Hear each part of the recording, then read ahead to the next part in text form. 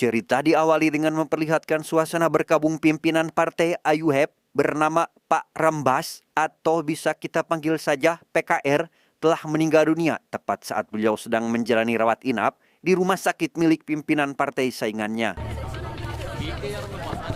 PKR-ന്റെ മരണം വരുന്ന തെരഞ്ഞെടുപ്പിൽ RPM-ന്റെ സാധ്യതകളെ വാനോളം ഉയർത്തിയിട്ടുണ്ട്. Memanfaatkan kesempatan tersebut, Sekretaris Partai AUHEP bernama Parma segera menyuruh aktivitas partai yaitu Murugan untuk membuat narasi bahwa kematian PKR itu disengaja sehingga tak butuh waktu lama gelombang demonstrasi meledak di depan rumah sakit untuk menuntut polisi agar menangkap ketua partai oposisi sebagai dalang di balik tragedi tersebut.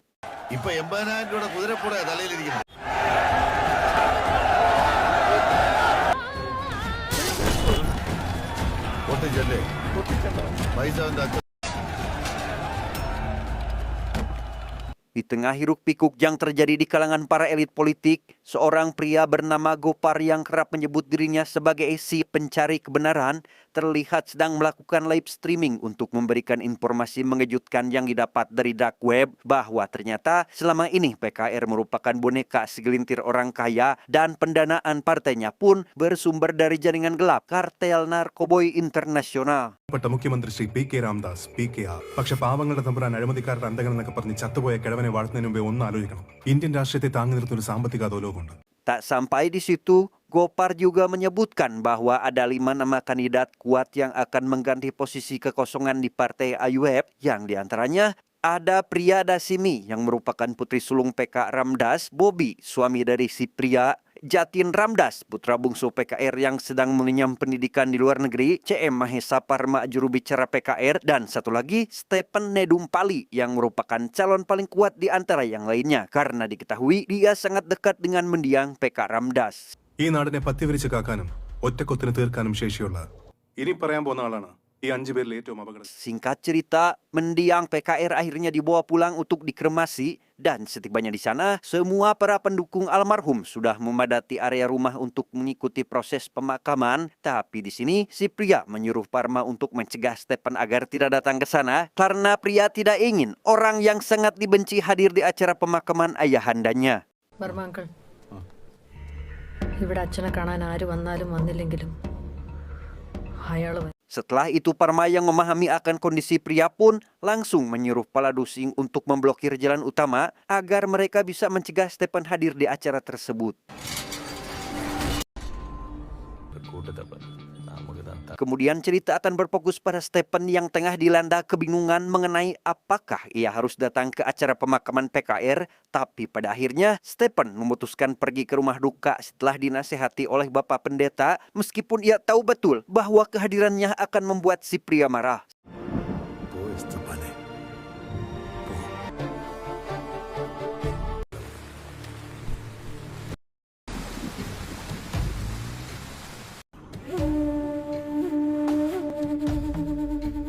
Setibanya di sana, mobil Stephen langsung dicegat oleh Paladusing yang memberitahukannya bahwa sekarang mobil tidak diizinkan masuk dengan alasan agar bisa mencegah kemacetan yang meskipun demikian, Stephen akhirnya keluar dari mobil dan rela jauh-jauh jalan kaki demi bisa memberikan penghormatan terakhir kepada orang yang sangat berjasa kepadanya.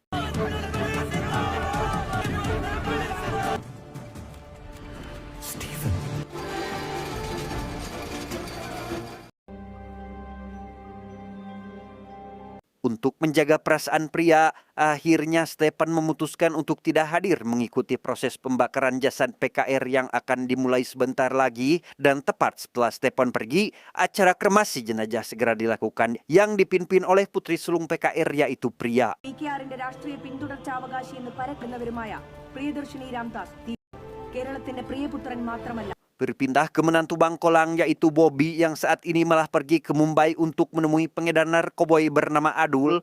Di sana ia menjelaskan bahwa selama ini biaya operasi partai AUHEP berasal dari teman dekat PKR yang bernama Manapatil Candi. Namun jika Adul bisa mendanai partai 3 kali lipat lebih banyak dari Candi, Bobi menjamin pendistribusian barang haramnya ke negara Kerala pasti akan lancar. Z category drugs. കേരളത്തിലേക്ക് അൺചെക്ഡായി ലാൻഡ് ചെയ്യിക്കാനുള്ള സൗകര്യം.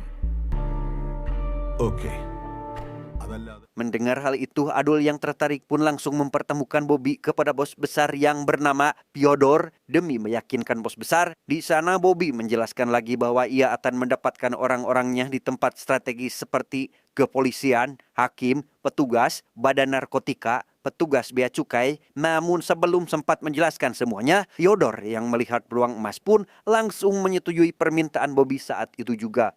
If you with me, get a feel of that to your head, because that is where I'm going.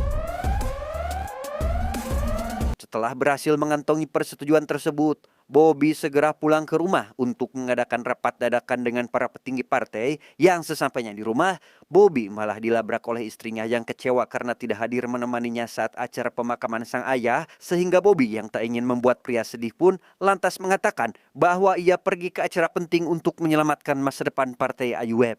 ഒരു ബുക്ക് വേണമെന്ന് പറഞ്ഞിരുന്നു. അത് സെർച്ച് ചെയ്യാനാ ഞാൻ അവിടെയൊക്കെ കറങ്ങിയത്. Sebelum pergi ke acara rapat partai, Bobby menemui anak tirinya bernama Janpi yang sedang rebahan di kamar, dan betapa membagongkannya dia, si Bobby memberikan barang haram kepada Janpi tanpa sepengetahuan pria. You shouldn't have bought. നീ തുറന്നു നോക്ക്. The famous Malana Creek. Karena para petinggi partai sudah menunggunya sejak tadi, Bobby pun langsung menghadiri rapat itu dan mengatakan bahwa ia sudah mempunyai calon yang cocok untuk menggantikan mendiang PKR, yaitu Jatin Ramdas, yakni anaknya sendiri. Lebih dari itu, Bobby juga meyakinkan rekan sejawatnya bahwa di pemilihan yang akan datang, mereka pasti akan memenangkannya lagi. Karena kali ini, dia sudah memiliki sumber pendanaan partai yang lebih besar daripada biasanya.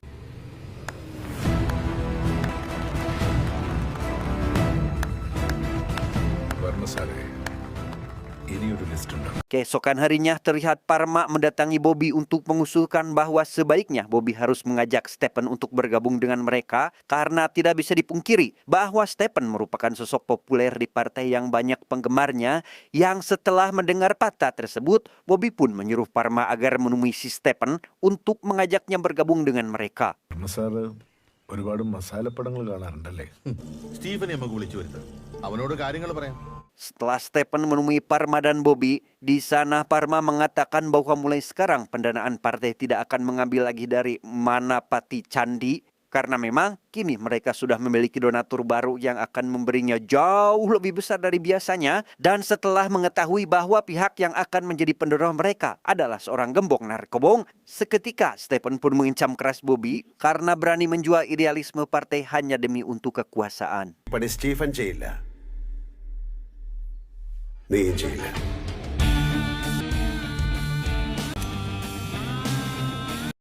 Bobby yang merasa sekarang Stephen sebagai ancamannya pun menemui seorang pemilik stasiun TV bernama Sanjay yang saat ini tengah mengalami masalah finansial di perusahaannya. Untuk kemudian Bobby mengatakan bahwa ia berani mengatasi masalah keuangan tersebut, tapi dengan satu syarat, ia harus membuka kampanye kotor mengenai si Stephen agar bisa menjatuhkan nama baiknya. You are the beggar, so you can't be the chooser. Sure. Dengan berat hati akhirnya Sanjay menerima tawaran tersebut karena memang dia tidak punya pilihan lagi. Di sana juga Sanjay memperlihatkan rekaman live streaming Gopar mengenai latar belakang Stephen yang ada kaitannya dengan organisasi gelap internasional, sehingga Bobby yang tertarik pun langsung menyuruhnya untuk menindaklanjuti informasi tersebut. Interesting.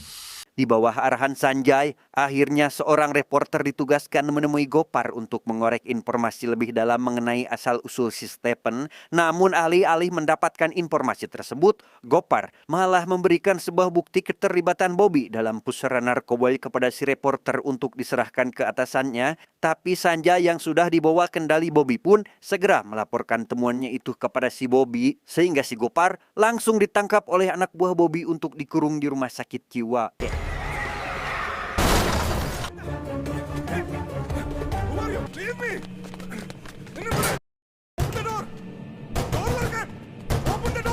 Keesokan harinya, Stephen yang pada saat itu sedang mendiskusikan keadaan partai bersama rekan-rekannya, tiba-tiba ia didatangi oleh tukang kebun yang mengisyaratkan bahwa akan ada aktivitas mencurigakan di pabrik kayu yang telah lama disegel pemerintah. Tanpa pikir panjang, Stephen langsung berpamitan ke rekan-rekannya untuk mengecek keadaan di sana.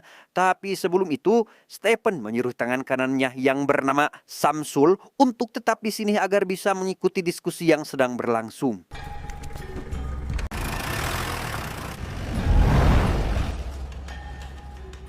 Di perjalanan, si tukang kebun memberitahu Stephen bahwa tadi malam ia melihat setidaknya ada 20 orang mencurigakan. Mereka datang ke pabrik kayu menggunakan jeep, truk, bulldozer, dan membawa peti kayu yang entah isinya apa. Dan setelah sampai di sana, Stephen mendapati orang-orang ini sedang memindahkan beberapa peti untuk dimasukkan ke dalam gudang.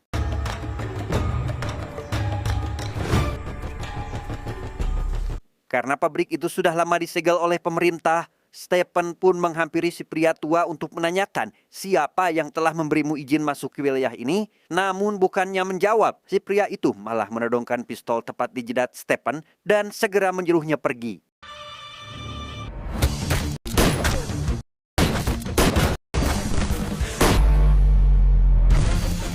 Dan ya, entah siapa sebenarnya si Stephen ini, tapi faktanya ia berhasil menghabisi para musuh dengan mudah meskipun hanya seorang diri. Namun tanpa dia sadari, ternyata Samsul yang penasaran diam-diam menyusulnya ke sana dan melihat semua kebrutalan Stephen yang tak pernah dia lihat sebelumnya.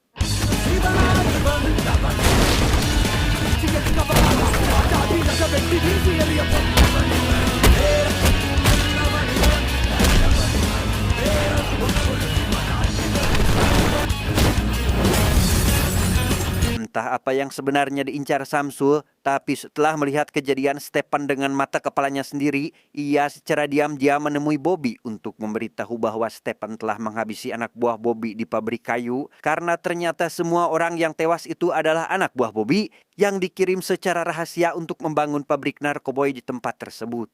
നീ കണ്ടതെന്താണെന്ന് പറ. സ്റ്റീഫൻ നമ്മൾ ഉദ്ദേശിച്ച ആളല്ല sir. Memanfaatkan kesempatan itu, Bobby segera menyuruh Paladusing agar menangkap Stephen atas nama kekerasan berat. Tapi setelah aparat tiba di pabrik itu, mereka hanya bisa terdiam lantaran tak ada satupun bukti yang bisa menjerat Stephen. Karena rupanya semua jasad itu sudah disembunyikan oleh para warga yang berpihak ke Stephen. Let's wind up and go. Yo, why?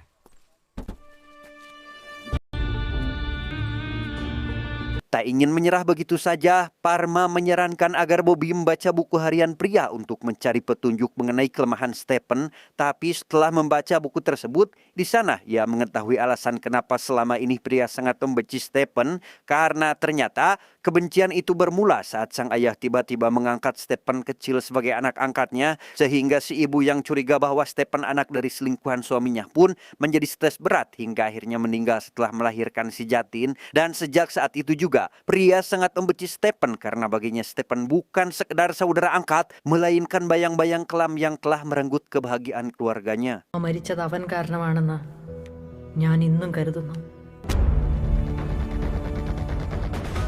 Karena tidak menemukan apa yang dicari, akhirnya Bobby memilih jalan licik dengan cara menyuruh Samsul agar pacarnya berbohong telah diperkaos oleh Stephen. Sehingga tak butuh waktu lama, para polisi langsung datang ke rumah Stephen untuk menyeretnya ke kantor polisi.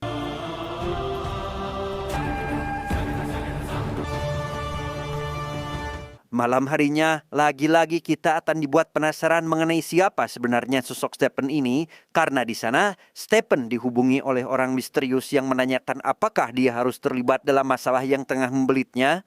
Namun dengan nada tenang tapi tegas, Stephen melarang orang itu untuk ikut campur dan tetap menunggu perintahnya saja.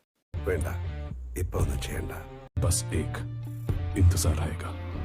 Keesokan harinya, Jatin sang putra bungsu PKR akhirnya pulang ke kampung halaman untuk meneruskan kepemimpinan sang ayah. Dan setelah melakukan pidato perdananya dengan penuh semangat, Jatin berhasil memikat hati para kader yang membuat mereka kembali bersemangat. സ്വന്തം മകന്റെ കുട്ടിക്കാലമാണ് ഞാനത് കൊടുത്തു.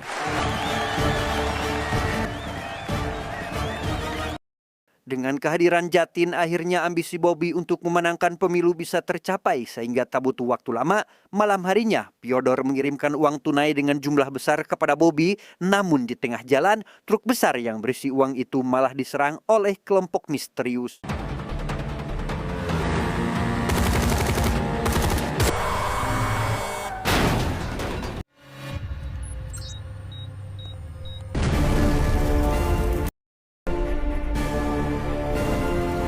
Tak lama dari itu, Adul yang panik pun segera menelpon Bobby untuk memberitahukan atas insiden penyerangan tersebut. Di sini ia memberitahukan bahwa kelompok yang telah membakar semua uang mereka adalah Jahid yang merupakan pembunuh bayarin paling ditakuti di Asia. Ia juga menyeru Bobby agar segera mengeluarkan Stephen dari penjara karena ternyata Jahid ini adalah anak buah terbaik dari si Stephen. സ്റ്റീഫനെയോ ജയിലെന്നോ സ്റ്റീഫൻ നെടുമ്പള്ളിയെ ജയിലിൽ നിന്ന് റിലീസ് ചെയ്യണം. Dengan berat hati akhirnya Bobby menemui Parma untuk menyeru agar segera mengeluarkan Stephen dari penjara secepatnya mungkin. Tapi kali ini Parma yang kesal karena Bobby mempermainkan hukum pun menolak perintahnya secara mentah-mentah. Namun setelah Bobby mengancam Parma bahwa dia akan mengeluarkannya dari partai, akhirnya Parma pun mulai mempertimbangkan keinginan si Bobby. മനസ്സിലായടോ വർമ്മേ.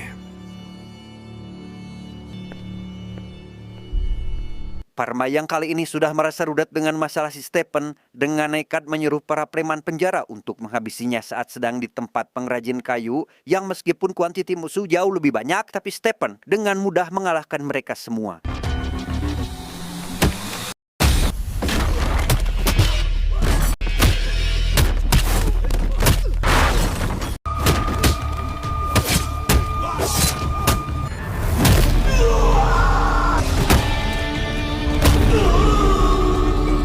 Mengetahui Stephen masih bisa lolos dari serangan, akhirnya Parma menyuruh pacarnya Samsul untuk mencabut tuduhan fitnahnya sehingga tak butuh waktu lama, akhirnya nama baik Stephen kembali bersinar.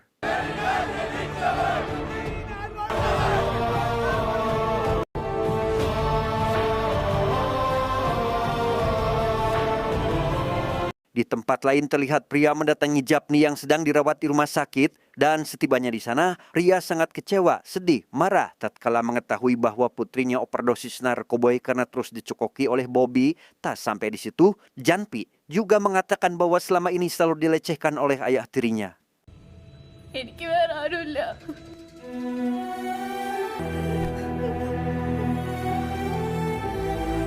Dengan penuh amarah, pria segera menemui sang suami dan mengatakan kenapa kamu dengan teganya menghancurkan masa depan Janpi dengan begitu kejam. Namun tanpa rasa bersalah, Bobby justru menjawab pertanyaan itu dengan santai bahwa selama ini ia juga menginginkan Janpi karena gadis itu hanya anak tirinya saja. You know, Janhvi എൻ്റെ മോളല്ല. So frankly, I don't see a moral issue here. Tak berhenti sampai di situ, Bobby bahkan mengancam pria jika berani melaporkannya ke polisi, ia akan membongkar percakapan rahasia Janpi dengan seorang pengedar narkobong dan menyeret gadis itu ke penjara. Mendengar ancaman tersebut, pria hanya bisa terdiam setelah mengetahui siapa sebenarnya suaminya itu. 6 വർഷമെങ്കിലും ജയിലിൽ കിടക്കും. Poor thing. നമ്മൾ ഇന്ന് ഇവിടെ വെച്ച് ഇതങ്ങ് മറക്കുന്നതാണ്.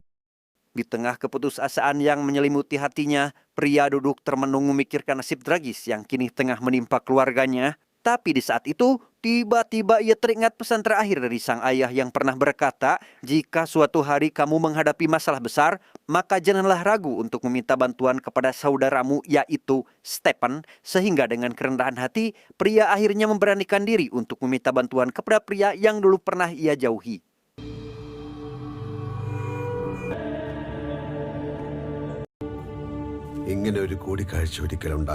Dengan berlinangan air mata, pria mulai menceritakan kepada Stephen semua kekejaman Bobby yang telah menghancurkan hidupnya. Ia juga dipaksa enak-enak oleh peladusing mesum karena bukti rekaman Janpi dengan si pengedar ada di tangannya, sehingga Stephen yang naik pitam pun langsung menargetkan peladusing terlebih dahulu untuk dihabisi.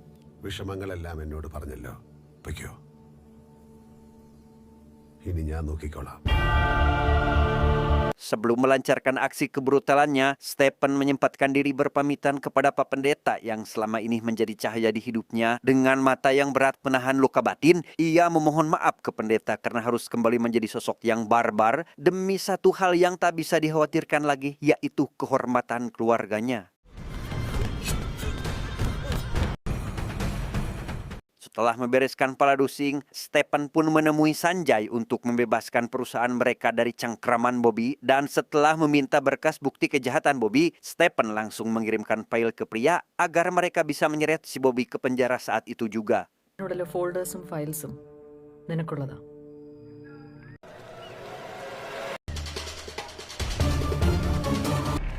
Abdul, Keesokan harinya, Pria dan Jatin menggelar konferensi pers yang menggemparkan publik. Mereka secara terbuka mengungkap bahwa Bobby terlibat dalam jaringan narkoboy dan mengatakan bahwa partainya tidak akan memberikan perlindungan apapun terhadapnya. Namun sungguh sayang, sebelum aparat bertindak, Bobby telah lebih dulu ditangkap oleh anak buah Fyodor.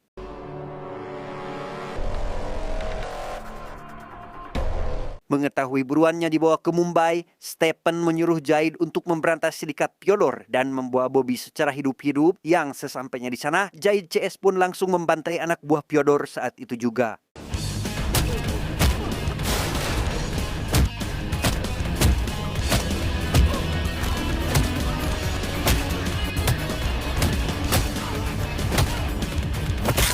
Sementara itu, Bobby yang berhasil mengalahkan Adul pun mencoba untuk kabur dari tempat tersebut, tapi tak disangka ia dihadang oleh Fyodor untuk menuntut pertanggungjawaban atas semua uang yang telah digelontorkan kepadanya. Tapi sebelum Bobby sempat memberikan penjelasan, tiba-tiba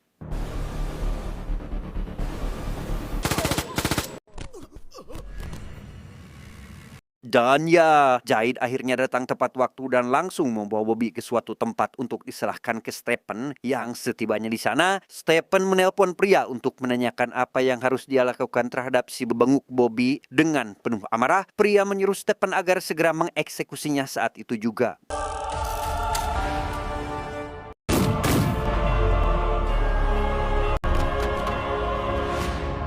Esok harinya, warga Kerala digemparkan oleh berita mengejutkan bahwa kematian Bobby diduga akibat baku hantam senyap dengan sindikat narkoboy internasional.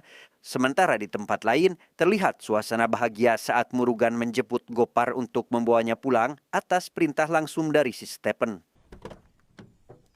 Wah. Was ruled by...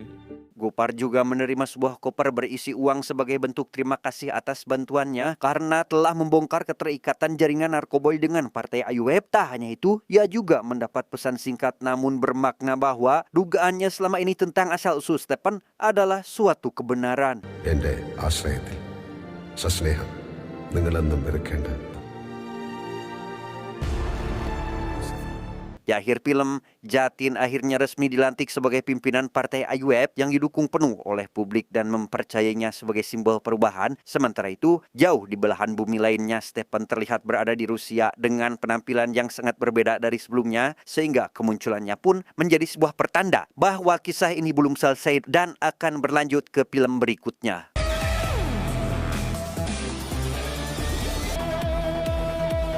Tamat ending yang cukup mempilumkan.